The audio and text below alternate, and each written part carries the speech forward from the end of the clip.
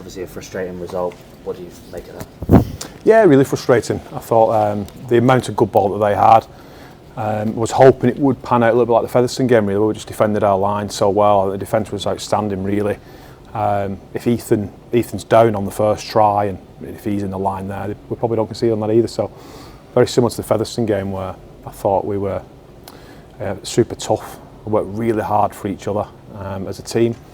Restricted them to obviously just 2 tries, and then we couldn't quite, get the winning try. So.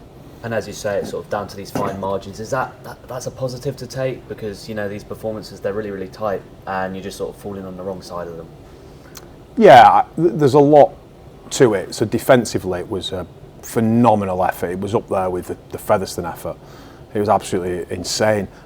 What we're doing with the ball is way off in reality to win games. If we'd have won that game, we'd have snuck that game today, in my honest opinion. But what do you want? You're throwing a team together. It's this carousel of players coming in and out. So we spoke on Thursday that we'll have to give a little bit for rhythm, consistency, because there's some blokes just walked in the door who we don't even know the names. And we've desperately like, obviously, in the halves. Lenny come back, and then we've obviously got Alex Walker in the other half. So it's difficult at the minute to kind of get around the field. So those things were always going to happen, but we just felt that we could probably, if we got our defence right and we got our toughness right and our competitiveness back to where it has been at recent in weeks gone by, then we could have got a result, and it nearly worked out that way. And you talk about that defence, that having that foundation, that bedrock, that's going to be so important going forward, right? Absolutely. You win games for your D, so we're never going to score a lot of points at the minute. We're just not. We've got, it's not, even if we got 2 halves in next week, and they're our players, they're not loan players, and they're with us 3 sessions a week, and still going to need a series of weeks to get up and running. We don't have that, but it will still be better than lumping a team together at the minute, which is what we're doing. But to have that effort defensively from a team that's been kind of thrown together again it was quite sensational, really. So super proud of them with that. But we've got to up our smarts with the ball, definitely.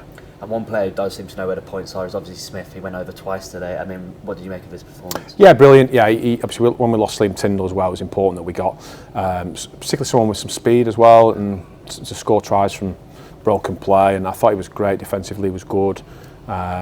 He offered us probably exactly what I knew he would, really. So he was good. I thought Caelan was fantastic. He was really tough in the middle there for us. It was really tough though in terms of the amount of tackles we were making, the amount of good ball D that we had to defend up. So I thought them two in particular were really good. And obviously he's a loanee, so where does he sort of stand within the squad? How long is he here for?